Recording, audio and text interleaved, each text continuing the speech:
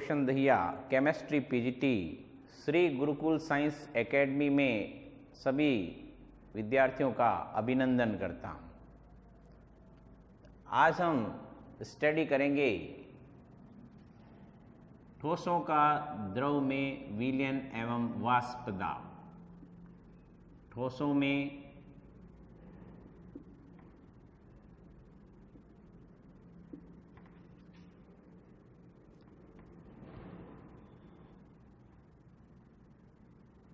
ठोस का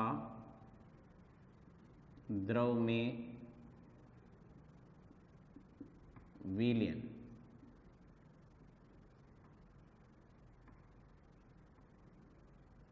एवं वाष्प दाब।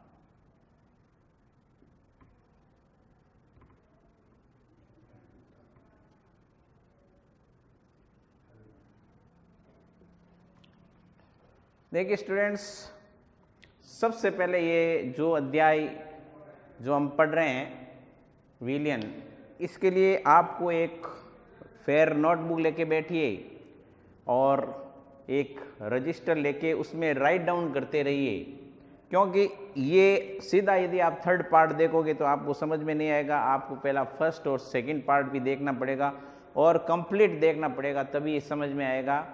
और जहाँ पर आपको प्रॉब्लम हो रही है वहाँ पर स्क्रीनशॉट ले लीजिए, जिससे राइट डाउन करने में कोई प्रकार की प्रॉब्लम नहीं आएगी। अच्छी तरह से लिखिए। तो देखिए, ठोस का द्रव विलयन जो है उस एवं वाष्प दाब ये हम पढ़ेंगे। तो इसको पढ़ने के लिए देखिए, ठोसों का द्रव में, तो देखिए जैसे मेरे पास में ये कोई एक पात्र है और इस पात्र में कोई विलयन है। ये इस पात्र में कोई विलयन है और इस विलयन के ऊपर मैंने कोई पात्र ढक दिया ताकि एक बंद पात्र हो जाएगा।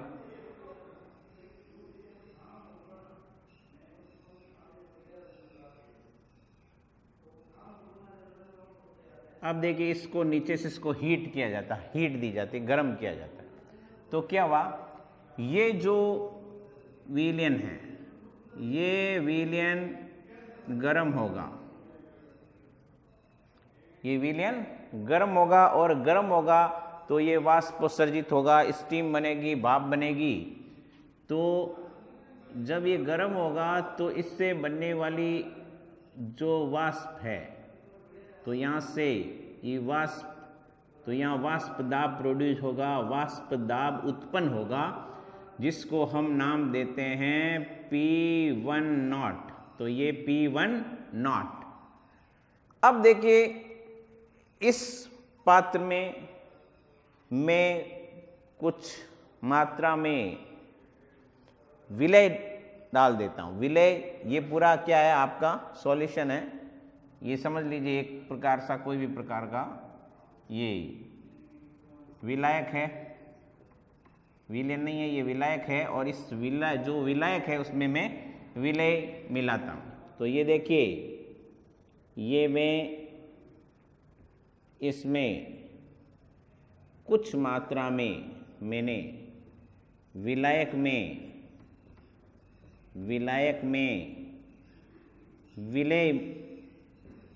विलय पदार्थ मिला दी।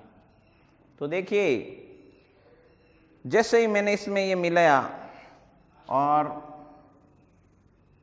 इसको हीट किया, इसको मैंने गर्म किया, तो क्या हुआ, इसमें भी वाष्प दाब प्रोड्यूस हुआ।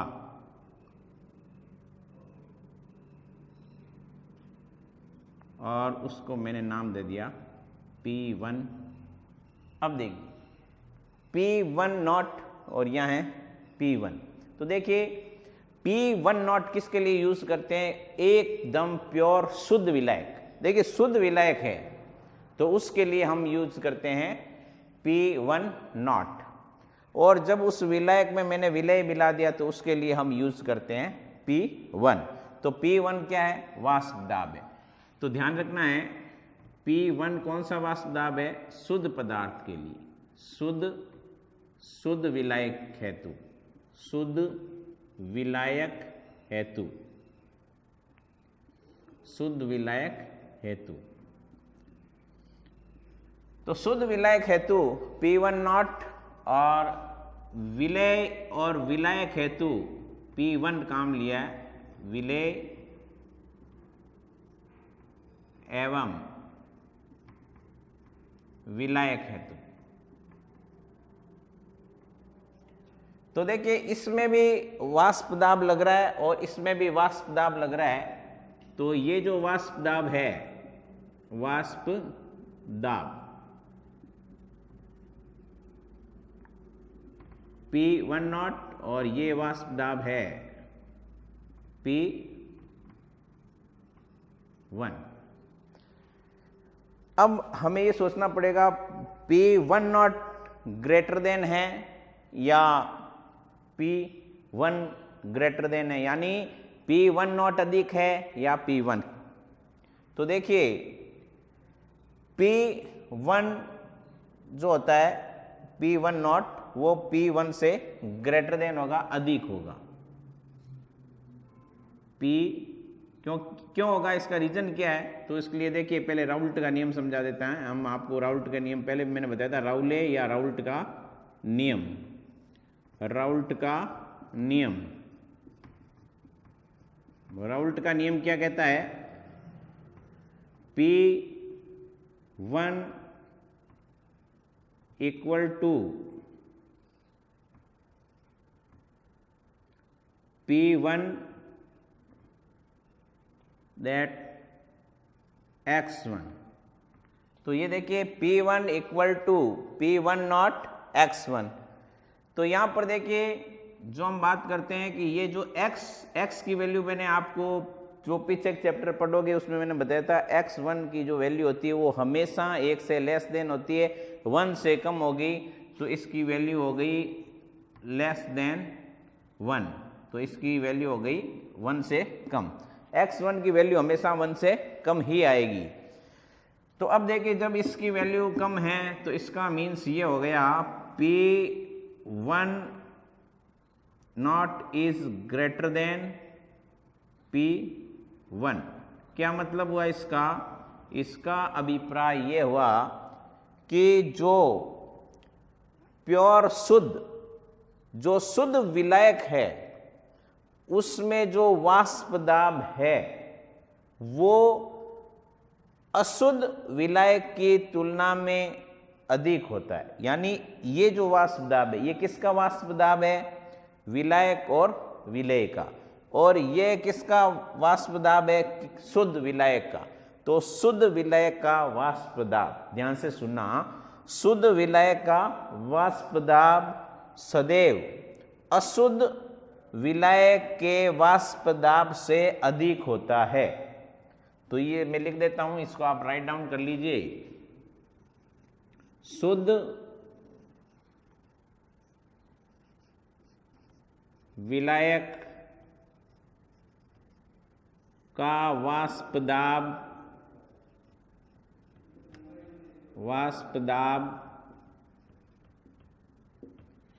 P1 नॉट सदैव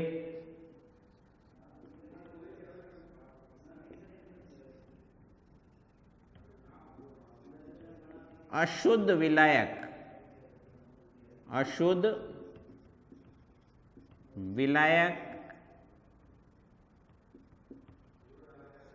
P1 की अशुद्ध विलायक के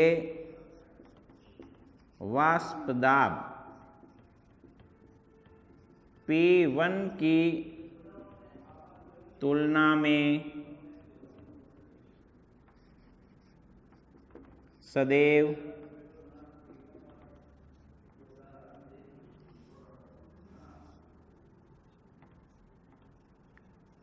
अधिक होता है। देखिए शुद्ध विलय का जो वाष्प दाब होता है P1 नॉट सदैव अशुद्ध विलय के वाष्प दाब P1 की तुलना में सदैव अधिक होता है। यहाँ पे भी आपको स्पष्ट हो रहा है तो ये जो मैंने लिखा है ये आप कॉपी में राइट डाउन कर लोगे और इसका एक स्क्रीनशॉट ले लीजिए ताकि राइट डाउन करने में कोई प्रॉब्लम नहीं आए। कॉपी में आप उतार सकते हो, इसका स्क्रीनशॉट उतार के इसको कॉपी में उतार लीजिए। देखिए स्टूडेंट्स, अब हम जो पढ़ेंगे आदर्श विलयन। आदर्श विलयन क्या आता है उसके बारे में स्टडी करेंगे। तो देखिए आदर्श विलयन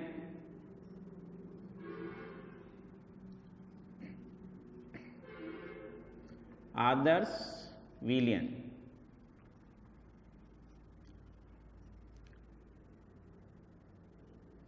आइडियल सॉल्यूशन, आदर्श विलयन। तो आदर्श विलयन किसे कहते हैं? देखिए ऐसा विलयन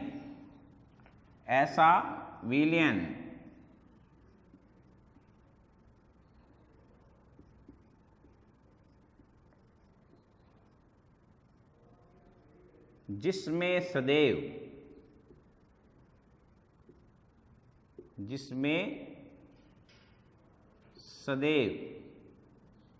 डेल्टा, ये मिश्रण के लिए है तो डेल्टा H इक्वल टू 0 हो। क्या मीन्स हुआ इसका? जैसे हम किसी भी विलयन को हम गर्म करते हैं तो उस गर्म करने के लिए उष्मा अंदर भी नहीं जानी चाहिए और उष्मा बाहर भी नहीं आनी चाहिए, तो H इक्वल टू 0 होना चाहिए। दूसरी अवस्था में डेल्टा मिश्रण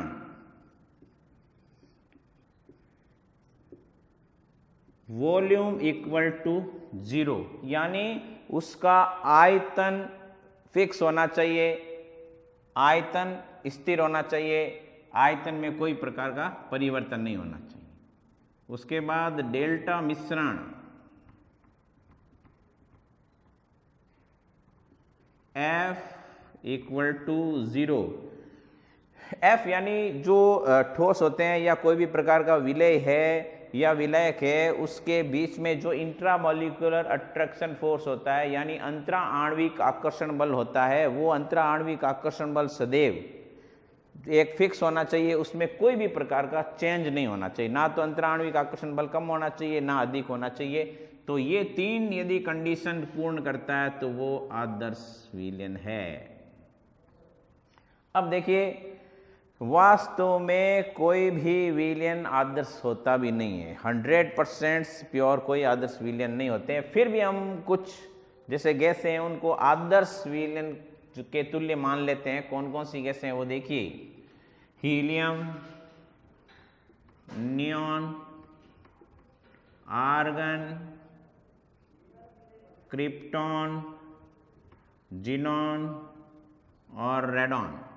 तो देखिए जो नोबल गैस है उनको हम आदर्श विलयन की श्रेणी में उनके तुल्य मानते हैं, रियल के अंदर आदर्श विलयन होता ही नहीं है। अब देखिए इसके अलावा हम मान सकते हैं जो बेंजीन होता है, बेंजीन को टॉलुइन में मिला दिया जाए, इनका मिश्रण बेंजीन का और टॉलुइन,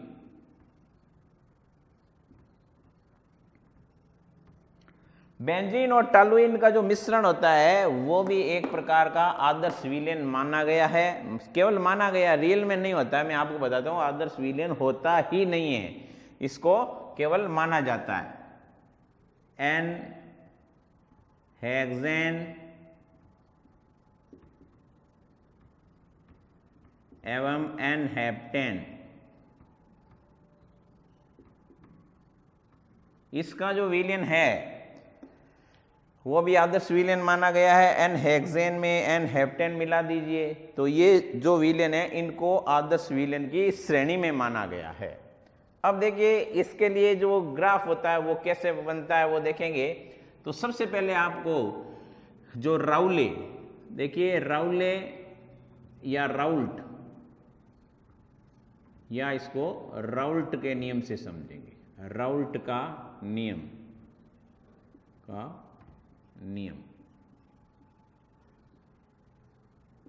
मैंने बताया था। ये नियम क्या है कि जो आपका दाब है वो आपेक्षिक दाब के समानुपाती होता है। कल ये हमने अच्छी तरह से इसको पढ़ा था। यहाँ P1 और यहाँ P1 नॉट है, और नॉट का अभिप्राय केवल शुद्ध पदार्थ के लिए लिखा जाता है। ये दूसरा विलयन का आंशिक दाब, ये दूसरे विलयन का आपेक्षिक दाब, और यहाँ ये मोल अंश है। x का मीन्स क्या है, आप हमारे पुराने वीडियो देखिए। x का मतलब मोल अंश होता है। जो प्रथम है उसके लिए x1, जो दूसरा है उसके लिए x2, तो ये मोल अंश होता है। x का अभिप्राय आप हमारे पुराने वीडियो देखोगे तो समझ में आ जाएगा। और ये जो शुद्ध पदार्थों के लिए वाष्प दाब है, और ये जो है आंशिक वाष्प दाब है। अब देखिए, इनके लिए हम एक ग्राफ बना रहे हैं। वो ग्राफ अच्छी तरह से आपको समझना है, कैसे बनेगा उस ग्राफ को पूरा कंप्लीट देखना है। तो ये देखिए,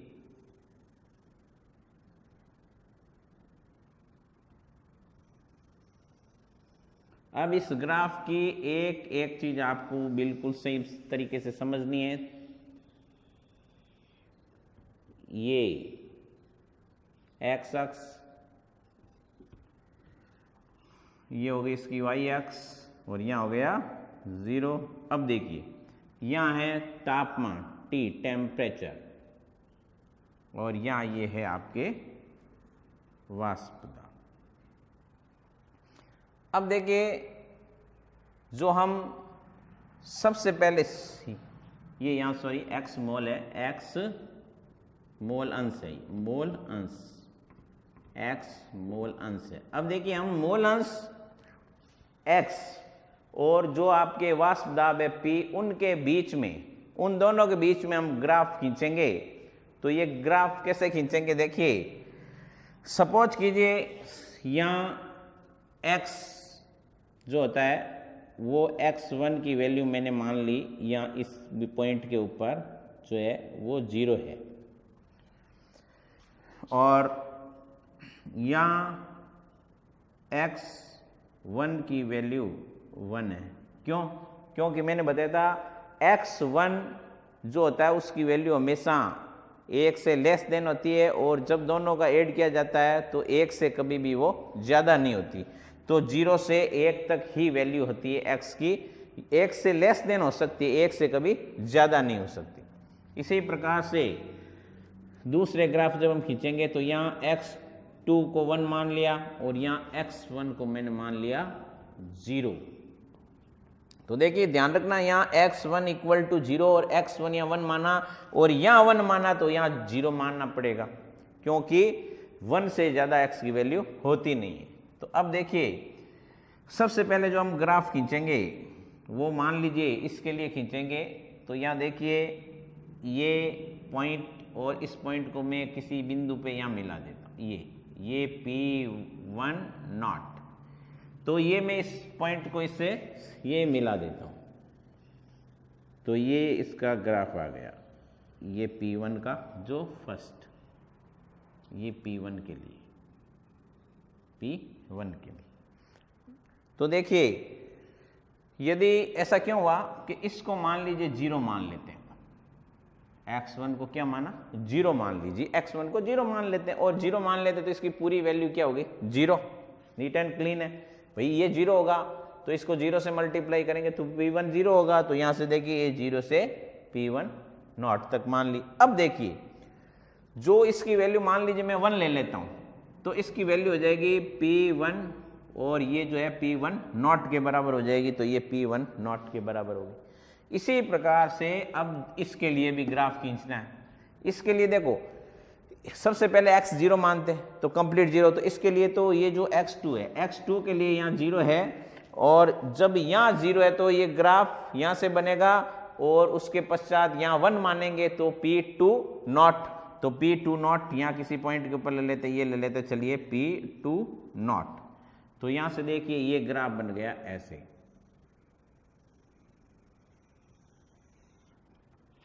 इस पॉइंट के ऊपर हम मान लेते हैं P2 नॉट। अब देखो, अब हमारे पास में ये जो है P2 के लिए आ गया, ये P1 के लिए आ गया और ये सेकंड। अब हमें क्या करना है कि इन दोनों का सम करना है, P1 प्लस P2 करना है। वो कैसे आएगा कि ये पॉइंट और ये पॉइंट यानी P1 नॉट और P2 नॉट, इन दोनों को आपस में मिला दीजिए तो हमारे पास में वैल्यू आ जाएगी डेल्टा P इक्वल टू ये आ जाएगी P1 nought plus P2 not. तो यहाँ से देखिए इसको ऐसे मिलाते हैं तो ये देखिए ये इस प्रकार से ये मिलेगा ग्राफ। तो हमारे पास में ये वैल्यू आ गई जो है टोटल जो P था, कुल P, इसको कुल P भी बोल सकते हैं, P1 nought plus P2 not. तो ये हमारा ग्राफ आया। अब देखिए ये तो आदर्श विलयन के साथ में था। अब हम जो पढ़ेंगे वो टॉपिक होगा जो अनादर्श विलयन। ज़्यादातर विलयन अनादर्श ही होते हैं, आदर्श तो मैंने ये बताया होता ही नहीं है। एक बार वापस इस ग्राफ को समझ लीजिए। देखिए राउल्ट का नियम क्या कहता है, P1 equal to P1 not x1। अब ये P1 जो है वो आपके विलयन जो विलयन है उसका आंशिक दाब है, ये विलायक जो है विलायक उसके लिए आपेक्षिक दाब है और ये सदैव लगभग अधिक होता है हमेशा हर कंडीशन में। और ये x1 यहाँ पर है जो है आपका मोल अंश है, तो ये दूसरे पदार्थ के लिए है। अब जब इसका ग्राफ बनाया तो देखिए यहाँ x0 था तो P1 नॉट पे मिला दिया और यहाँ पर जो कंडीशन x2 था तो यहाँ पर P2 नॉट पे मिला दिया और इन दोनों को मिलाया तो ये मेरे पास में P equal to P1 nought plus P2 आ गया। अब देखिए हम पढ़ेंगे अनादर्श विलयन और अधिकतर विलयन अनादर्श ही होते हैं। तो ये पहला हमारा तो हो गया आदर्श विलयन।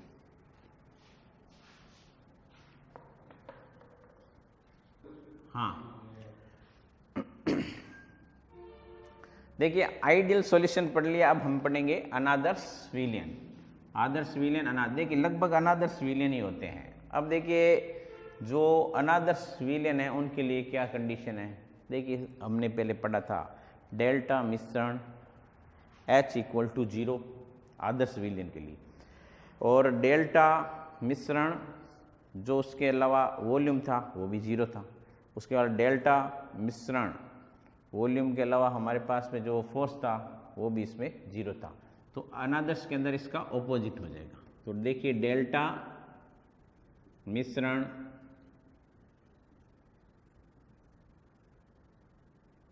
जो सबसे पहले होगा वो enthalpy not equal to 0, delta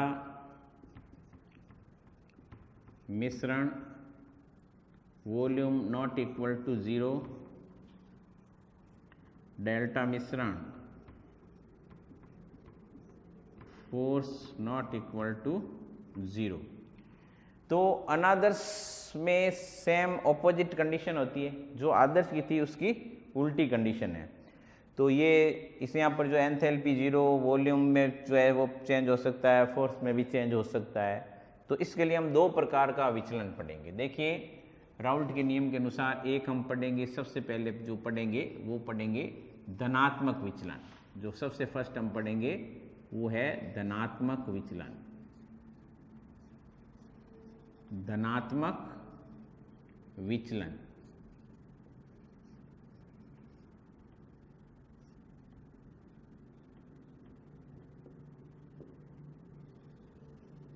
धनात्मक विचलन देखिए क्या होता है।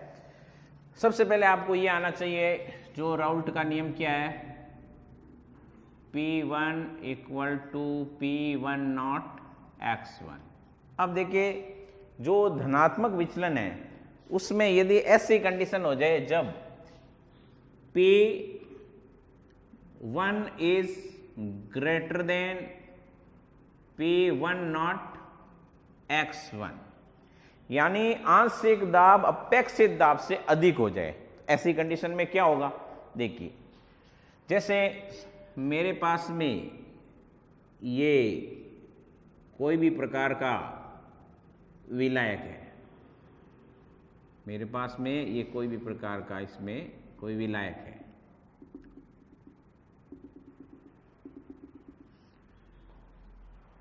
और जब विलायक शुद्ध होता है तो उसका जो आपके आपेक्षिक दाब होता है P1 वो सदैव P1 से ज्यादा होता है।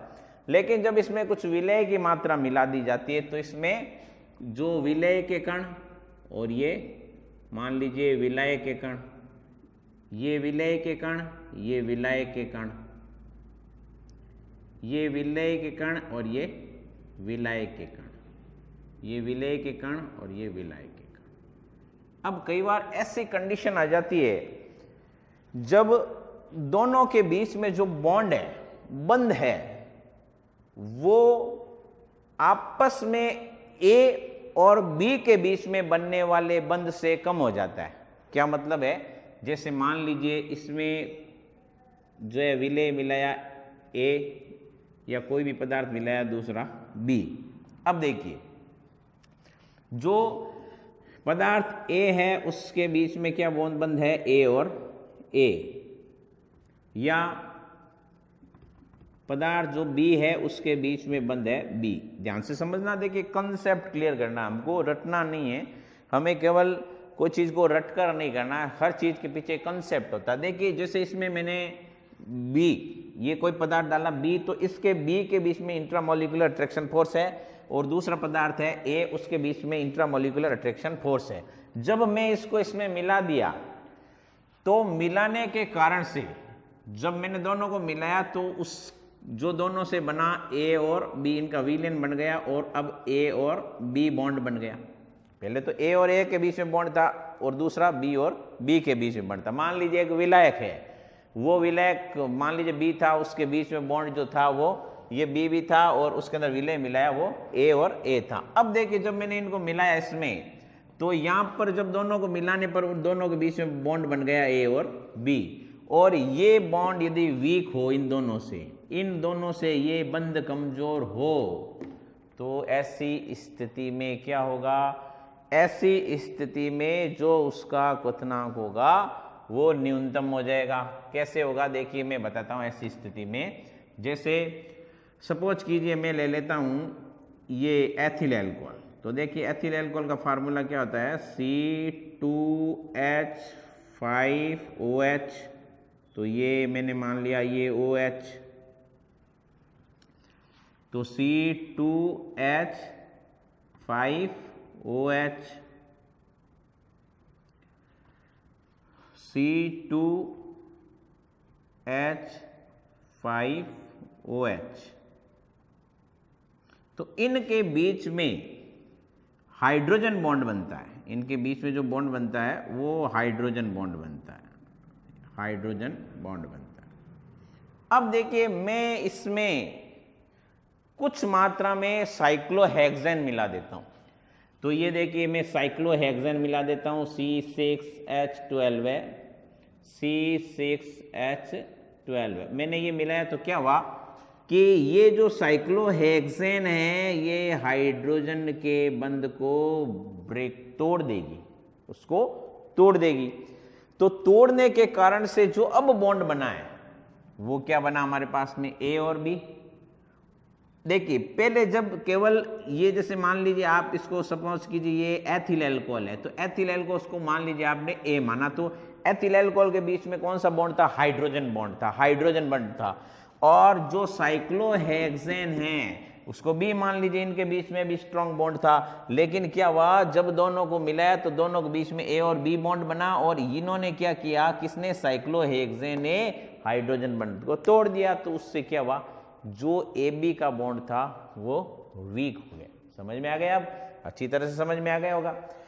तो ये बंध जब वीक हो गया तो जब हमने इसको गर्म किया ये इसका विलयन हो गया, और जब इसको गर्म किया जाएगा तो क्या होगा?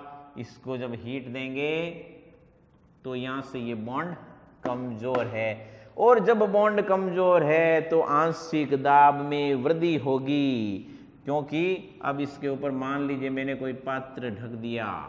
तो देखिए जब मैंने इसके ऊपर कोई पात्र ढक दिया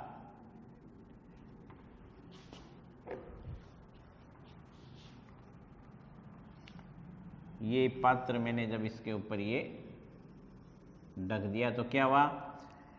जब ये हीट हुआ तो यहाँ से ये जो बंद थे ये यहाँ से तुरंत टूट गए और टूटने के कारण से वाष्प दाब बढ़ गया। क्योंकि वाष्प दाब बढ़ेगा क्योंकि इजीली ये फ्रीडम हो गए, स्वतंत्र हो गए, क्योंकि हाइड्रोजन बंध हुआ वो टूट गया और टूटने के कारण यहाँ जो है ये बॉन्ड क्षीण हो गया। कौन सा बॉन्ड क्षीण हो गया? ए और बी के बीच में, यानी कि एथिल अल्कोहल और साइक्लोहेक्सेन के बीच में बॉन्ड कमजोर हो गया तो वाष्प दाब स्वतः ही बढ़ गया। तो इसका रीजन ये था। तो ये धनात्मक विचलन था। कौन सा था? धनात्मक विचलन। अब देखिए इसका धनात्मक विचलन का भी हम ग्राफ लेते हैं। धनात्मक विचलन का ग्राफ कैसे आता है? सेम वही ग्राफ याद रखना है आपको। देखिए सबसे पहले वही ये जो ग्राफ था इसमें ये x 0 और ये y, यहाँ मैंने लिखा था x1 इक्वल टू 0 और यहाँ x1 इक्वल टू 1, यहाँ x2 इक्वल टू 1 और यहाँ x2 इक्वल टू 0। तो यहाँ से सबसे पहले यहाँ मैंने लिया था, ये पॉइंट लिया था P10 और यहाँ ये जो पॉइंट था वो मैंने लिया था ये जो है P20। तो ये P20 यहाँ से यहाँ तक ये P20, तो इसको मान लेते हैं P20।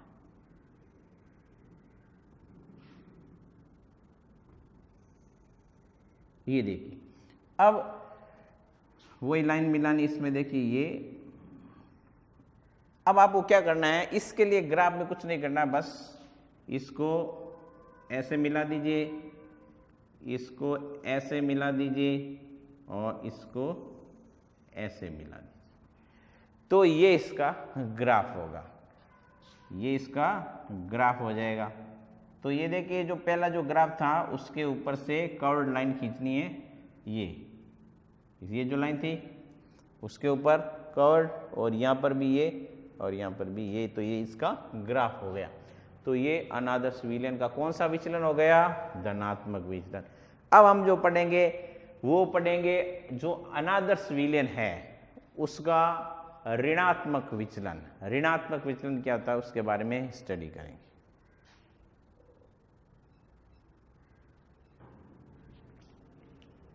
देखिए यदि आपको धनात्मक विचलन समझ में आया तो ऋणात्मक विचलन आसानी से समझ में आ जाएगा। तो अब हम पढ़ते हैं ऋणात्मक विचलन। ऋणात्मक विचलन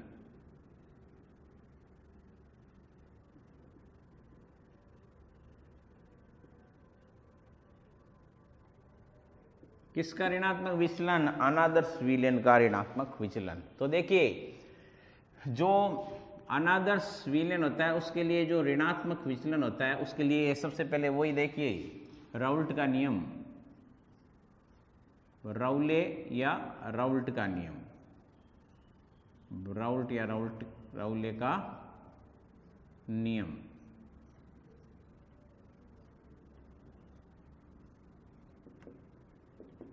तो ये देखिए नियम क्या है, यही P1 equal to P10 x1। अब देखिए ऐसी कंडीशन हो जाए, ऐसी अवस्था आ जाए जब आंशिक दाब आपेक्षिक दाब की तुलना में कम हो जाए। तो ऐसी स्थिति में क्या होगा? ऐसी स्थिति में ये अवस्था हो जाएगी A B is greater than A या बी के बीच में बंद। देखिए सेम जो हमने पहले पढ़ा था धनात्मक विचलन, उसका बिल्कुल ऑपोजिट करना है, व्युत्क्रम करना है। यहां देखिए इसमें जो P10 है वो ग्रेटर देन है P1 से, यानी ये ज्यादा है। तो जब ये ज्यादा होता है तो जो A और B के बीच में बंध बनेगा वो भी ज्यादा होगा। तो कैसे होगा इसको हम समझते हैं। ऐसी अवस्था कब आती है? जैसे मान लीजिए कोई भी पदार्थ है, उसके अणु हैं A और A, उनके बीच में बॉन्ड है और दूसरा है उस B और उसके बीच में भी एक प्रबल बंध है। जैसे एग्जाम्पल लेते हैं अपन, एक के लिए जो है एसीटोन मान लेते हैं, एक है एसीटोन, तो ये ले लेते हैं एसीटोन, यहाँ ले लेते हैं एसीटोन, एसीटोन, और उसमें मैंने मिला दिया क्लोरोफॉर्म, क्लोरोफॉर्म। एसीटोन के बीच में ये बॉन्ड और दूसरा क्लोरोफॉर्म, उसके बीच में ये बॉन्ड। अब जब मैं दोनों को मिलाता तो क्या होता है, देखिए एसीटोन का फार्मूला ये H, इसको इस प्रकार से लिख दीजिए, ये एसीटोन, ये एसीटोन है। और जब इस एसीटोन में मैंने क्लोरोफॉर्म मिलाया, ये HCS3, तो ये देखिए यहाँ पर Cl, Cl और Cl, CHCl3 इसका फॉर्मूला होता है क्लोरोफॉर्म का। तो अब क्या होता है, देखिए जब इनके बीच में क्या होता है कि जैसे यहाँ ध्रुवणता आ जाती है तो यहाँ ये नेगेटिव और यहाँ पॉजिटिव, तो इनके बीच में क्या होता है, आकर्षण होता है इनके बीच में। इनके बीच में आकर्षण होने के कारण से यहाँ एक स्ट्रॉन्ग बॉन्ड बन जाता है, ये आपस में जो है बंध बनाते हैं। और ये बंध बनाने के कारण से ये बंध जो पहले इन दोनों की तुलना में, यानी कि इसमें जो बंध था उसकी तुलना में और इसमें बंध था इसकी तुलना में, जो दोनों जुड़कर जो बंध बने उसकी वैल्यू जो है वो अधिक होगी। तो ऐसी स्थिति में क्या होगा, जैसे हमने इसको गर्म किया,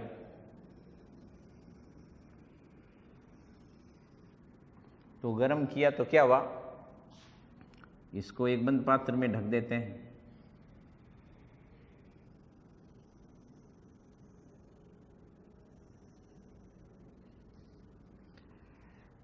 अब देखिए इनके बीच में बहुत स्ट्रॉन्ग बंध है, तो ये जैसे ही गर्म हो गए, हम हीट देंगे, हीट, तो यहाँ जो फोर्स है उस फोर्स की वैल्यू बढ़ चुकी है, तो गर्म करने के कारण से यहाँ जो बंध है उसको टूटने में समस्या आएगी, तो ये आसानी से वाष्प उत्सर्जित नहीं होगा, आसानी से भाप नहीं बनेगी, आसानी से इसकी स्टीम नहीं बनेगी, तो वाष्प दाब क्या हो जाएगा, कम हो जाएगा।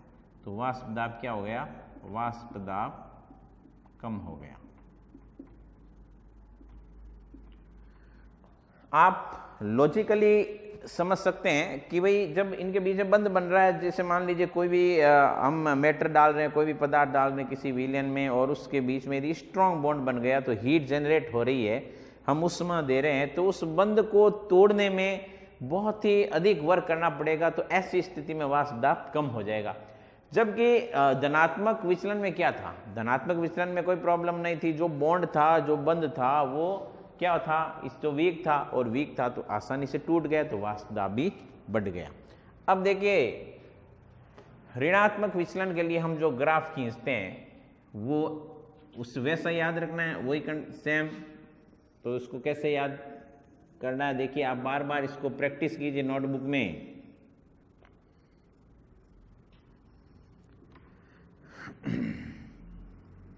तो यहाँ वही x1 equal to 0, x1 equal to 1, x2 equal to 1 और x2 इक्वल टू 0।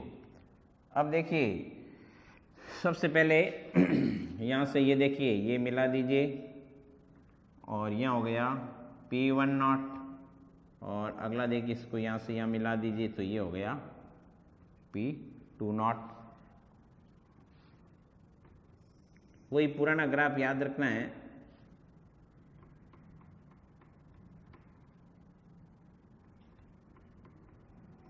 और इन दोनों को मिला दीजिए। अब जो हमारा ये ग्राफ था, बस उसमें हमने धनात्मक में हमने इस प्रकार से किया, इसके अंदर इस प्रकार से नीचे इस प्रकार से कर्व कर दीजिए, वक्र बना दीजिए, इसको मिला दीजिए ऐसे, इसको मिला दीजिए ऐसे, और इसको मिला दीजिए ऐसे। तो ये बिल्कुल सरल तरीका है। देखिए जब तक आप इस वीडियो को कंप्लीट नहीं देखोगे, पूरी नहीं देखोगे, तब तक समझ में नहीं आएगा। आपको वीडियो के सारे पार्ट देखने पड़ेंगे, तभी आपको विलियन चैप्टर समझ में आएगा और वापस आपको नोटबुक में लिखकर इसकी तैयारी करनी पड़ेगी। तो ये तभी आपको समझ में आएगा। तो 2-3 बार आप इस वीडियो को देखें, फिर इसको लिखें, तो आपको ये आसानी से समझ में आएगा। पहले रफ कॉपी में प्रैक्टिस करें, फिर इसको फेयर कॉपी में लिखें, फिर इसको याद करने की कोशिश करें, जिससे अच्छे से अच्छे मार्क आप बोर्ड में ला सकते हो। और कोई भी प्रकार की समस्या है तो आप लिखिए, मैं आपको हर क्वेश्चन का आंसर दूंगा। ज़्यादा से ज़्यादा वीडियो आपको शेयर करनी है। तो अब देखिए, जैसे हमने ये विलियन जो है ऋणात्मक विचलन लिया, तो अब हम जो एक छोटा सा टॉपिक लेंगे, जो है वो लेंगे निश्चित क्वथनी या स्थिर क्वथनी।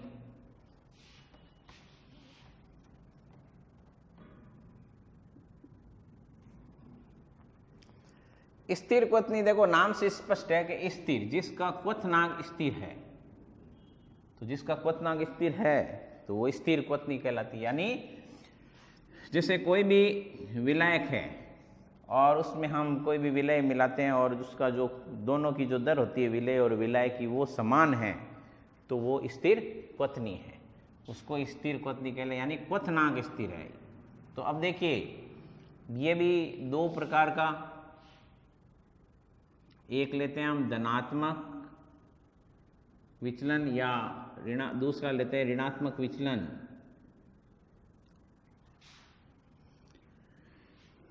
न्यूनतम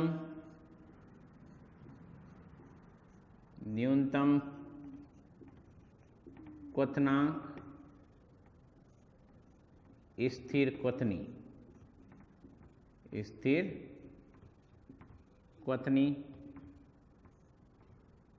और दूसरा हम ले रहे हैं अधिकतम क्वथनांक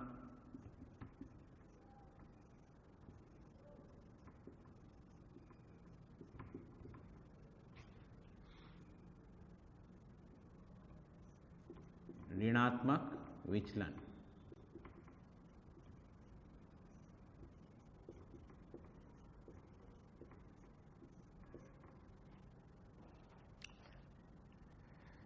ये धनात्मक विचलन है।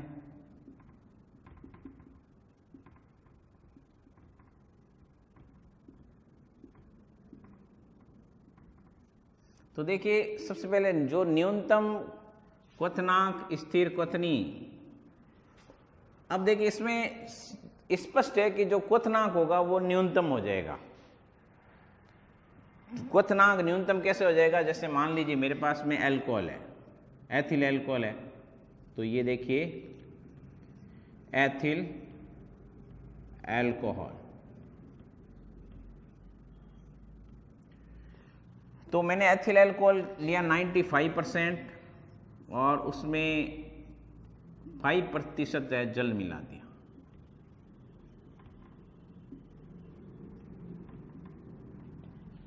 तो क्या हुआ, जो क्वथनांक है वो इन दोनों के क्वथनांक से कम हो गया। यानी जितना भी इसका क्वथनांक है और इसका जो क्वथनांक है, जो दोनों को मिलाने पर जो क्वथनांक होगा इन दोनों के क्वथनांक से कम हो गया। तो इसलिए इसको बोलते हैं न्यूनतम क्वथनांक स्थिर क्वथनी। तो इन दोनों का क्या हो गया, जो है वो न्यून हो गए दोनों से। इसलिए इसको धनात्मक विचलन भी कहते हैं, क्योंकि जो राउल का नियम वो धनात्मक विचलन का ये पालन कर रहा है। तो ये हो गया न्यूनतम क्वथनांक स्थिर क्वथनी। अब देखिए इसका उल्टा, अधिकतम क्वथनांक। तो यहां पर देखिए जैसे पोटेशियम नाइट्रेट है, पोटेशियम नाइट्रेट का मैंने 68% जो है इसको लेकर और उसको जल में 32% जल में मिला दिया।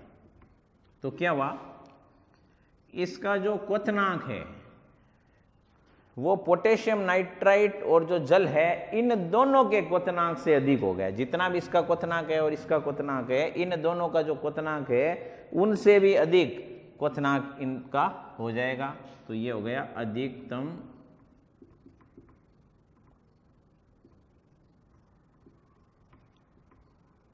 क्वथनांक। तो ये राउल के नियम से जो है ऋणात्मक विचलन का पालन कर रहा है। मैंने आपको धनात्मक विचलन और ऋणात्मक विचलन अच्छी तरह से समझाया था। तो ये था स्थिर क्वथनी। तो इसको भी आप जो है उदाहरण के लिए स्क्रीनशॉट ले लीजिए, राइट डाउन कर लीजिए, नोटबुक में लिख लीजिए।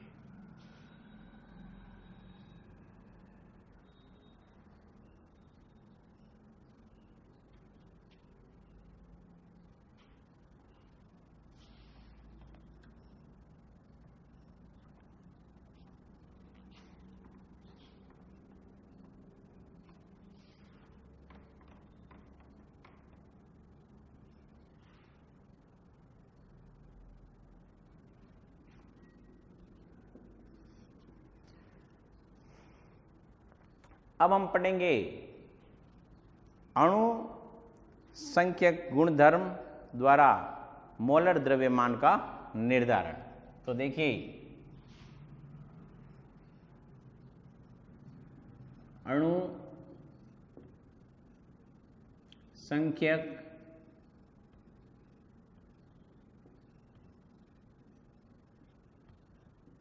गुणधर्म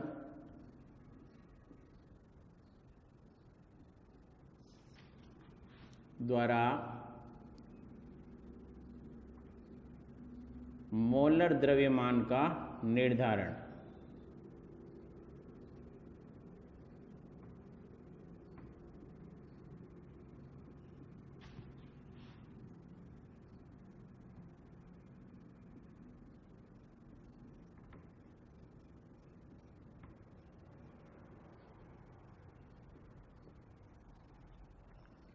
तो देखिए अणु संख्यक गुणधर्म द्वारा मोलर द्रव्यमान का निर्धारण करते हैं। कैसे करेंगे इसको? तो देखिए यहाँ मोलर द्रव्यमान का निर्धारण करना है। तो देखिए इसके अणु संख्यक गुणधर्म के 4 प्रकार हैं।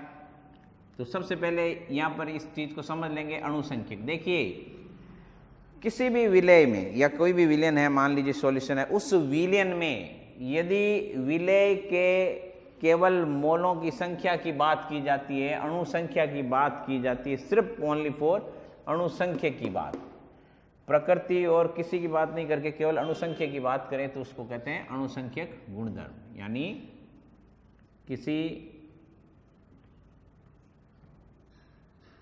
विलयन में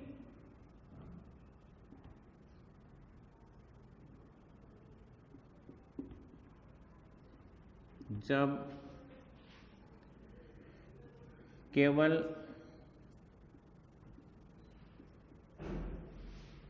विलय की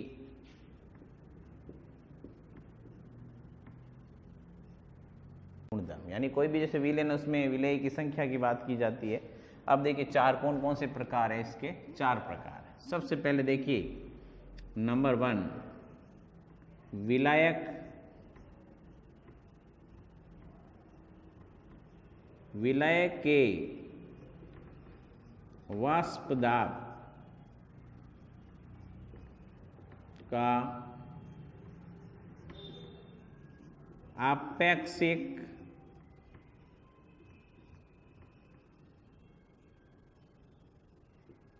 कोई भी जो विलायक है उसके जो वाष्प दाब उसका जो अपेक्षिक अवनमन और जो दूसरा है वो है विलायक के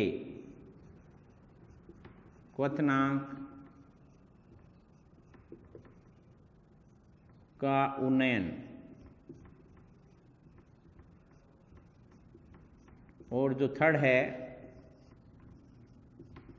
वो है विलायक के हिमांक का अवनमन, हिमांक का अवनमन, और फोर्थ है विलयन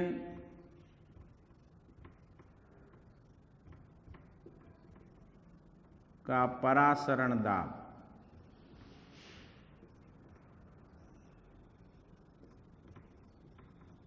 तो ये जो है अणुसंख्यक गुणधर्म के जो 4 प्रकार के ये प्रकार है, इनका हम एक एक का अध्ययन करेंगे। पानी को नहीं